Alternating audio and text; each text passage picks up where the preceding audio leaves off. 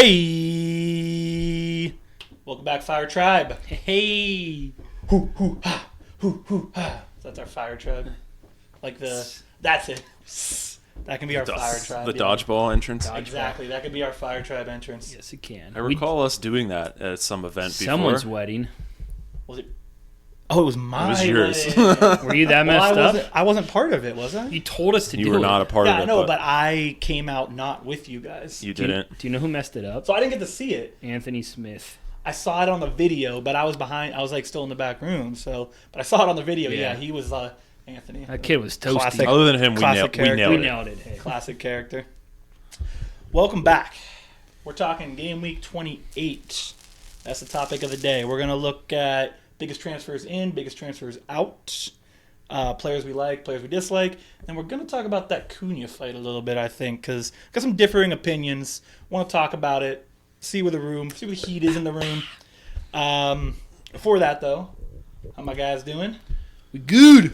Okay. Good. Okay. Good. Yeah. Madrid beat Atletico today in the They did. Champions League. I love that. We I hate love that. Simeone. We hate Atletico. So We do hate Simeone. We celebrate Agreed. these days. Hopefully that doesn't backfire next week when they play. But Did Man U play in any big games, Dave? Or I think you can. That's. Come on, man. come That's on, not fair. They're big games against like Everton in 2 weeks. So what do we got? Like 2 more months before they fire the new coach because he's the problem, Mm-mm. or what do you Listen, think? this is. If you want to do 2 hours on a singular topic, we're gonna need a different episode for this conversation. That's fair. That's fair. But no, we did play in a big game and we lost excruciatingly in a shootout.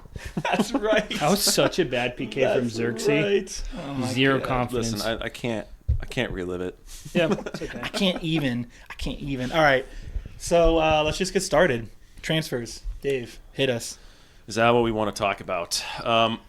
You're, Lots of forwards and midfielders on the transfer list, which is a little wonky this week because we had the international break.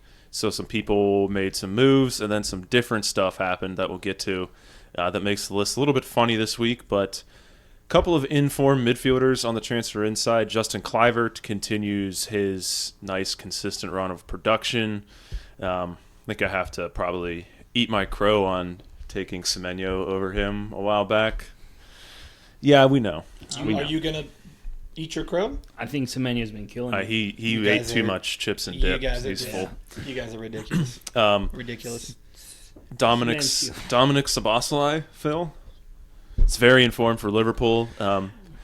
Yeah, I think this might be one if I know they're blanking coming up, but where like just watching the sort of the eye test and the inform player might overwrite the sort of the middling production of the rest of the season for now.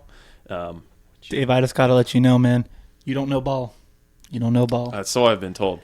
Dave, for everyone out there who missed it, Dave had a take last week, and that take was that guys like Szoboszlai right now, this was before he scored his goal, that they weren't really doing well enough to keep on your team. Well, people didn't like that. And they told us that Dave doesn't know ball. There was a guy that didn't like it. Two.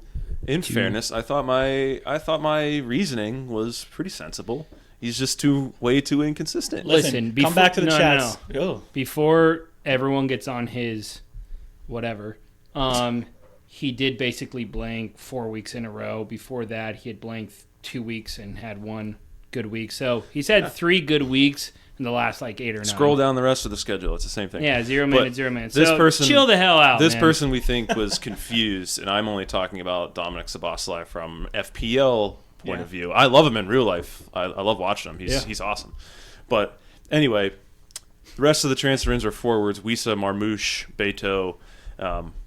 Marmoush, I think, needs to be a little bit more consistent. He had that one massive game and then a bunch of blanks, but we'll see. Called it. We I saw think that he's. coming, yeah. I think he's earned his place in their starting 11, though. He's a great player. He's just you're not going to walk into that team and just start producing every single game, I don't think. He had a goal called back for offside, so He's a good player. better things might be coming for him. Yeah. On the outs, it's a lot of some of the same guys we've been seeing. Cole Palmer, we won't revisit that topic. Anthony Robinson is on the transfer outs this week, which was a bit surprising.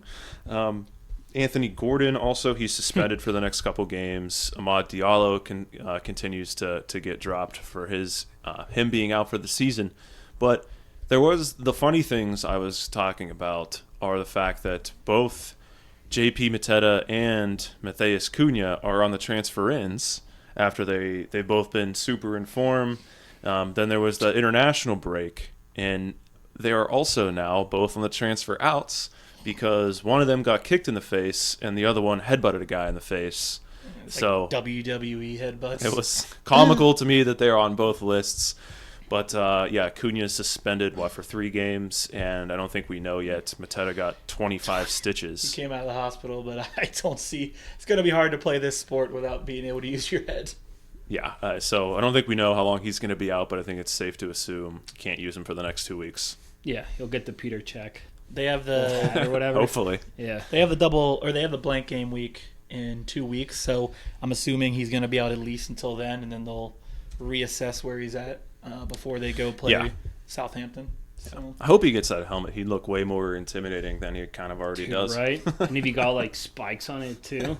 Look like a Viking. Yeah, just pop the ball every chance he gets. But Cunha and Mateta being on both lists provides us a nice transition into what Phil wanted to talk about, which is those 2 guys. Yeah, kind of just overall, I think if we look at what's going on with FPL, I don't know if people watch, I think you should leave, but I would title it, What the Hell? Tim Robinson, for everyone out there. Tim Robinson, look it up, because, and kind of a little mental health with Fireside Phil here, is you really can't get anything wrong, as long as obviously you don't start a player that's hurt or not playing. There's so much luck that's going to go into the next few weeks of who you're replacing Mateta with, of who you're replacing Cunha with. Is Isak going to start? Because there's a potential of Newcastle sitting him against West Ham just so he can recover during the blank too. He's had back-to-back games with Knox. He didn't even start.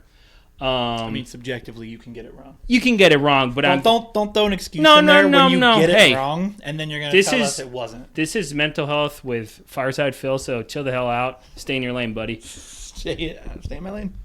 Long story short, don't stress too much. No one knows what the heck's going on. You might get it right, you might get it wrong, but it's not your fault because you can't predict what coaches are going to do. So stay true to yourself. Be happy out there. It's just a game, but like and subscribe. Anyway, so when we look at forwards, obviously Mateta and Cunha, they're out for the foreseeable future. Isak, we really don't know what's going on with him, I think, at least for the next 2 game weeks, because obviously they blank in 29, and who knows if he's going to start or play 28. So really what to do, right? I think one obvious answer is Wood. You got to bring Wood back into your team, even if their next game's against City, but then he has a great run of fixtures. Wood train, baby. I wouldn't be surprised if Wood became a staple for the rest of the season, almost like a set and forget like we've talked about previously. And then who else do you pick up? I think the other obvious guy is Haaland, especially with their fixture run that we've talked about in other episodes, and just overall, go look at his upcoming games, potential double. And then who's that third guy, right? To get Haaland, obviously, you're going to have to move off Palmer. You might have to move off Isak for a few weeks, take advantage of that blank week. You can move off Mateta now, too. Yeah, so I think you bring in Wood, you do whatever you can to bring in Haaland, but then obviously you need a third forward there. Probably somebody cheap. I don't think Wisa's the answer because their schedule's about to be awful. Absolutely awful. Welbeck and João Pedro, I mean, they're on and off. You never know with them who's going to play. Not interested. See, I'll play devil's advocate on that one. Really? I think João Pedro is interesting again because he stunk it up for a while.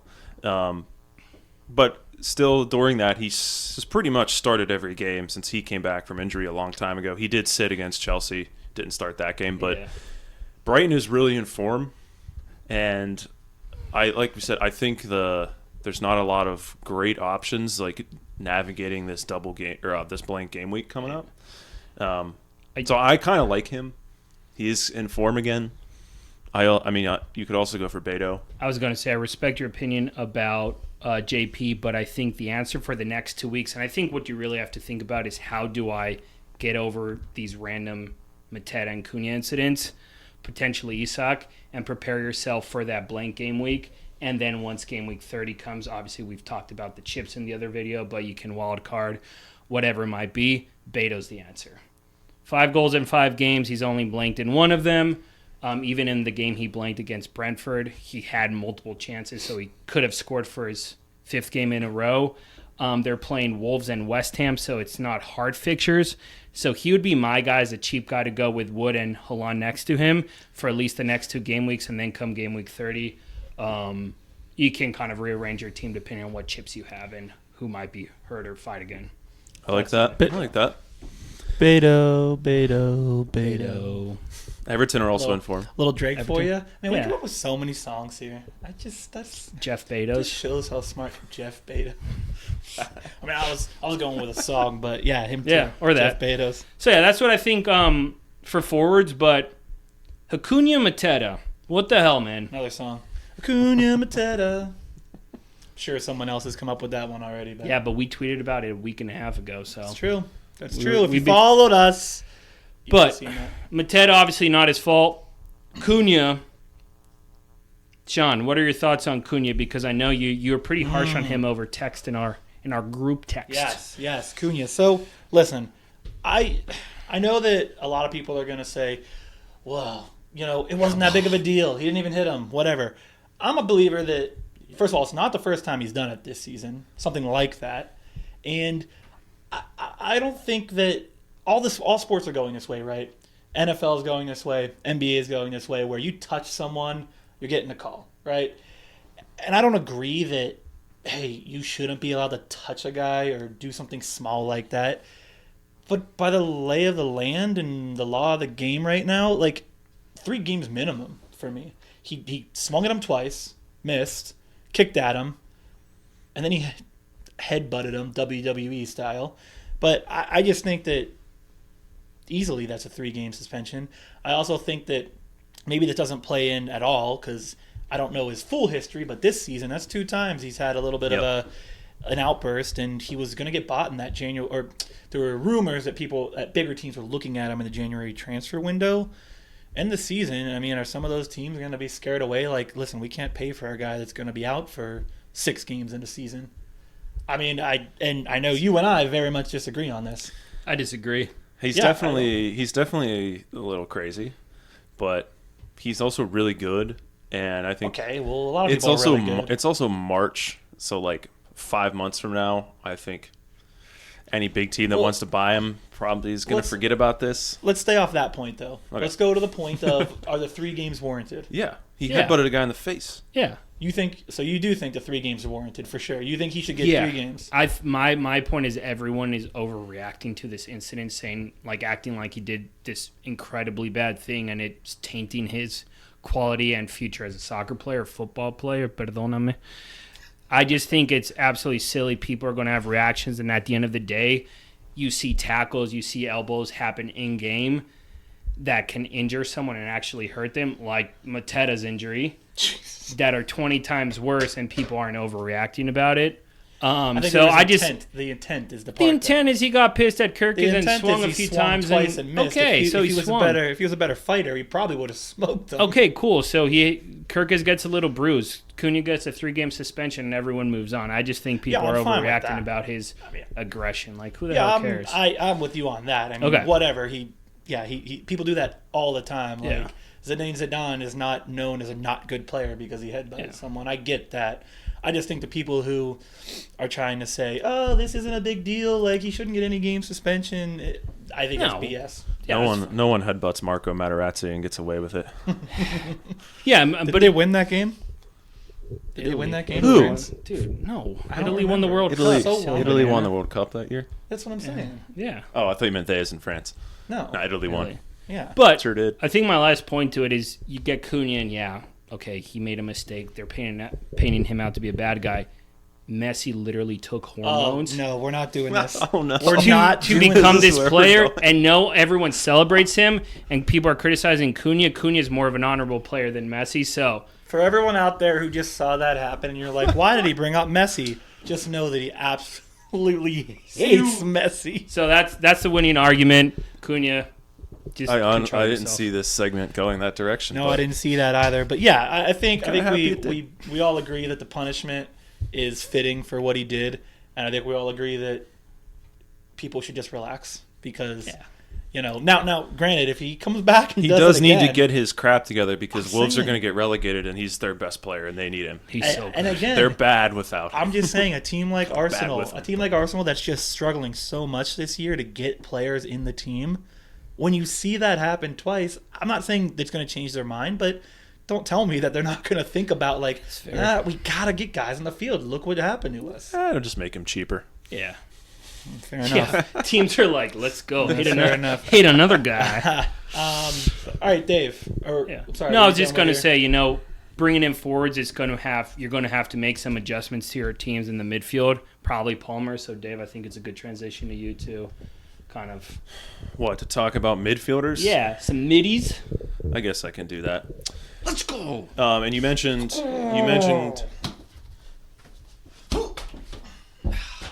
Damn. It's too high. you should have taken some of those Messi hormones. You would have caught that, Phil. Oh, it's too high. I Sorry, tried. Dave. But no, I'm glad you said Palmer because I actually wanted to talk about. I have like 3 groups of guys I want to talk about, but 2 of his teammates are guys that are interesting to me, and these are not like guys I'd pick up right now. I have some more guys that are, but I am watching Christopher Nkunku and Pedro Neto. I know Phil and I are big fans of Pedro Neto. He is starting at center forward now that Nico Jackson is out, which is good. Yeah. And Nkunku, kind of just got on the team recently. He wasn't really a part of the squad for whatever reason early on in the season, but we know how talented he is, and he had a good track record of some significant production when he played for Leipzig. So he's somebody I kind of had my eye on just for down the road. There's not really like a ton of underlying stats to support either of them because they haven't played that much. Neto's kind of been in and out of the lineup. But Chelsea, maybe pummeling Southampton will get them, get some confidence into that team. They can turn it around from an attacking perspective. I don't know, man. And so I just think this team has too much attacking talent to keep. I don't know how many games they're going to win. It's kind of a toss up there, but I think they have too much attacking talent to not score goals. Yeah, when you got a guy like Cucurella to score all your goals, you're golden. Cucurella. I'm sorry, but after watching him in that one game where he just fell over twice and turned it over, I don't know what game it was. You know what I'm talking about, though? Ever since that game, I'm just like, I can't take this guy seriously right Chelsea now. won 6-3. Well, look, he's not a midfielder. I'm not he's picking him not. up. I'm sorry, Cucurella. I'm not picking on you. You're a great player. But I wanted to mention those guys because I am keeping an eye on both of them going forward. Another midfielder I like for right now, for this week and going forward, is Jared Bowen. JB.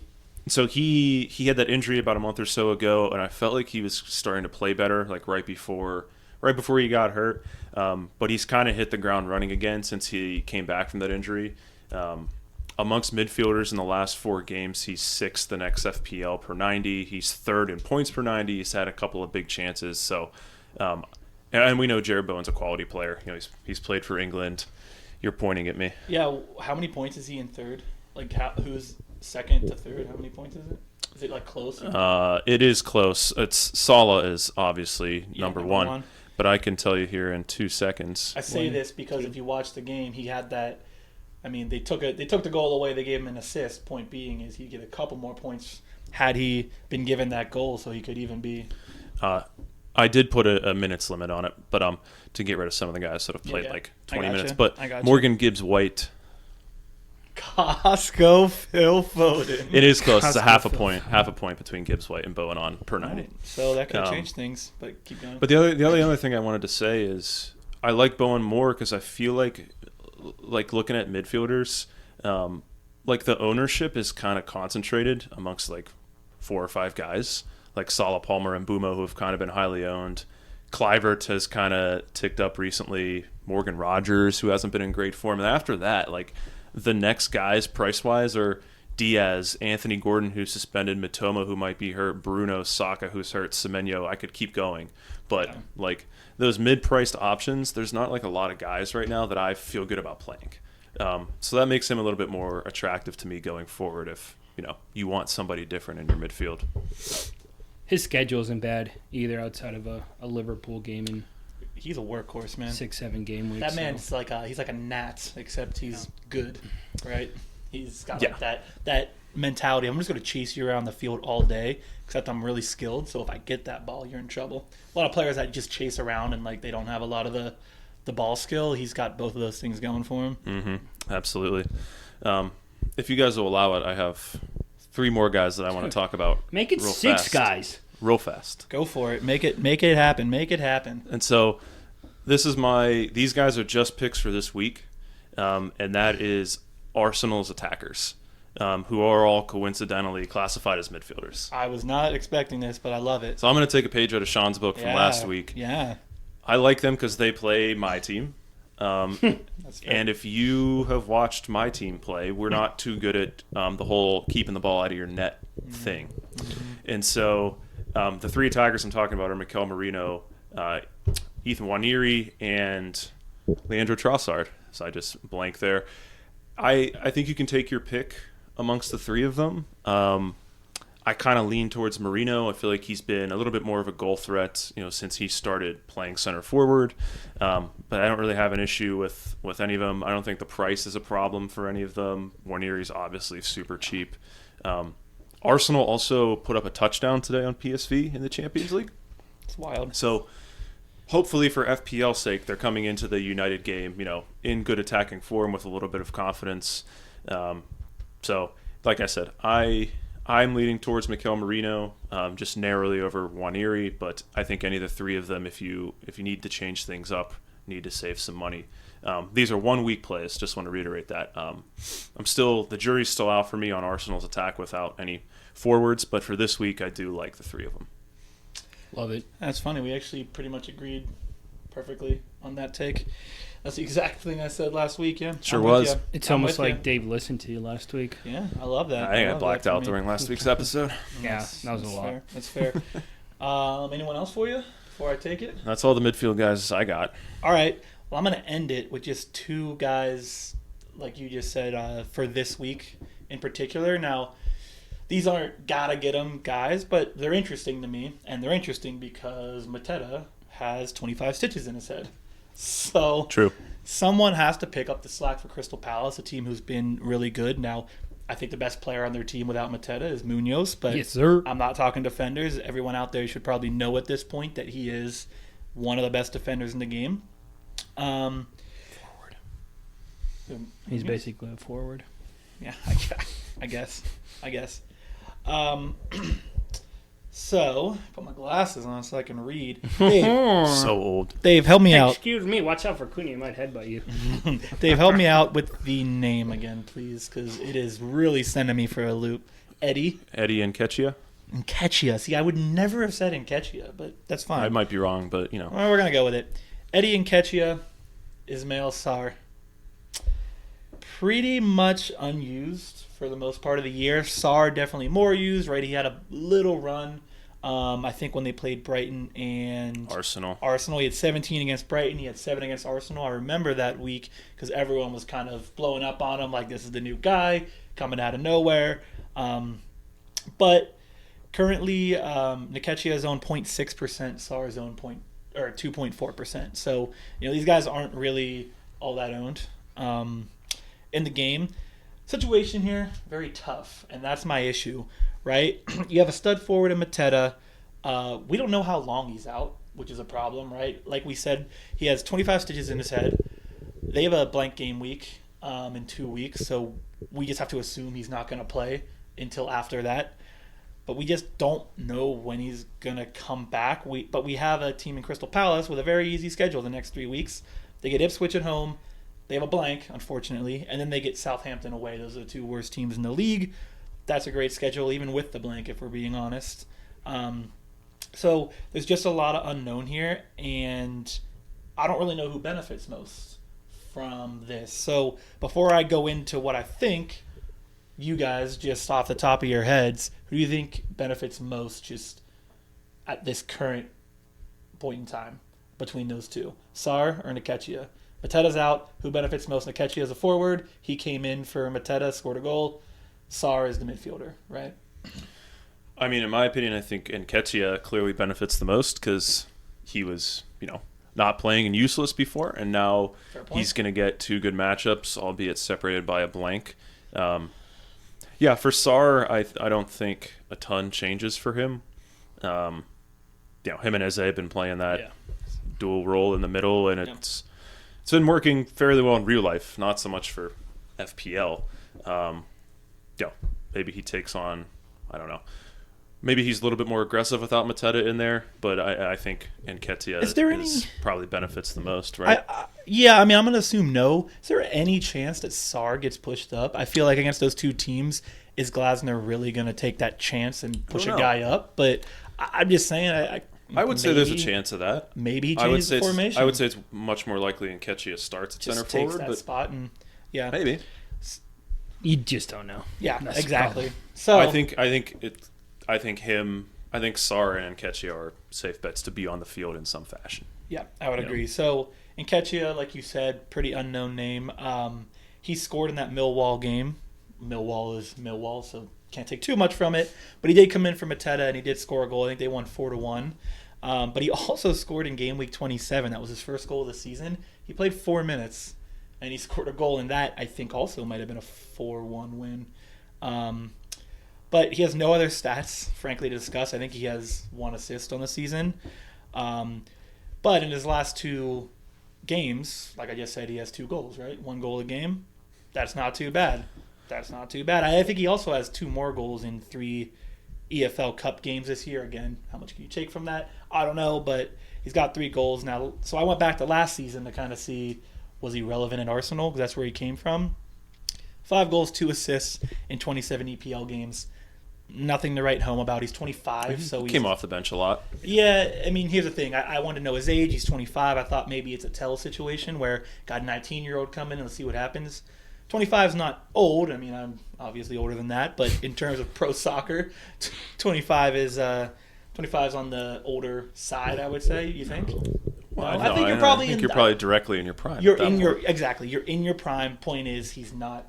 He's really not still a developing young and he's player, not showing prime numbers, right? I guess that's my point. But I could see him in the next 2 games against these terrible teams. Absolutely, he could get a couple goals. I think there's no doubt about that. Now, Sarr, I think, to your point, more interesting player. Maybe not the one that benefits more, but he's the more interesting player in terms that we've seen what he can do this year. His problem is consistency. He is a very inconsistent player. Like we said, he's had a couple games, I think 2 games this year with 2 goals. People get excited, and then he does nothing for about 3-4 weeks. Expected goals, although in his last game, I think he had 2, or game week 27, he had 2 goals, 2.07 expected involvement, which is pretty impressive. So he's definitely heavily involved. I think you said it's working for Crystal Palace on the field, maybe not FPL wise, but in terms of real life, like they're looking pretty good. I found this interesting. On the season, he shoots. His shots are on the net 57% of the time.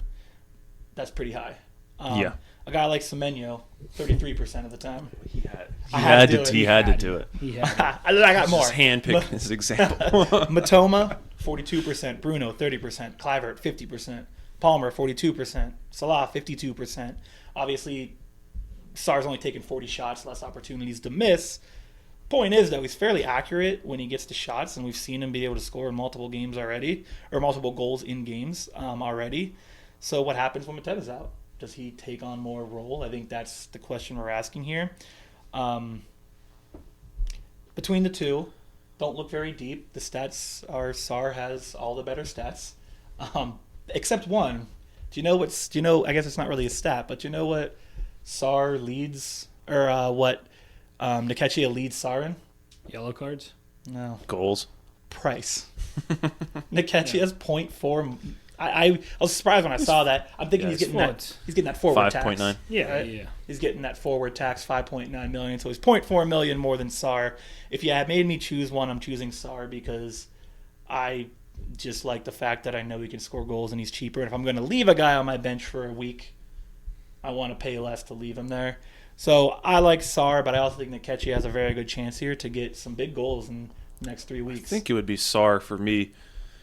He only began starting in, I think it was game week 9. Let me look. Yeah. Yep. Game week 9. Since game week 9, he has 13 big chances. Only Kluivert and Salah have more. amongst midfielders. Yeah. A lot of his underlying stuff is pretty good. His expected involvement is really good. He gets involved creatively as well. 5.24 on the expected assists, so probably Sar if you were going to use him for Unless a week. unless you're unless you're a gambler, man, and you're like, oh, Nketiah, hey, taking a spot from a player who was producing a lot, maybe he produces a lot. I wouldn't tell anyone to pick one either way. I think Sar's a safer pick. I think Nketiah gives you a little more unknown factor. Neither one has owned all that much, so differential is not huge here. But I think at least getting one of them for next week is probably a smart move. I mean, who else is going to score the goals? Munoz, I guess. That's about the only other guy that's going to score a goal for that team. Hopefully. So, Yeah, hopefully for us. so that was it. Those were my guys. Get a piece of that Crystal Palace. Get a piece of that if you can. But yeah, I think we're wrapping it up though. That's all we got for today. I'm pretty sure. So as per usual, find us Instagram, X, YouTube, Twitter. X. Twitter. You're gonna confuse people. Jeez Louise. They're good. Make sure to like, comment, subscribe. We really appreciate it, and It's free. it is free. Doesn't cost us anything. Doesn't cost a thing. And like I said, we really appreciate it. If you don't want to comment on the YouTube videos, all good. Send us a DM on Instagram. Hit us up on X. Slide into our DMs. Slide into our DMs on Insta. Hit us up on X. No, we want to talk to everyone. We're trying to create our fire tribe, our community. So, hey, you can laugh, but it's going to stick. It's going to catch on. It will. You watch. And with that, see ya. See you. Bye.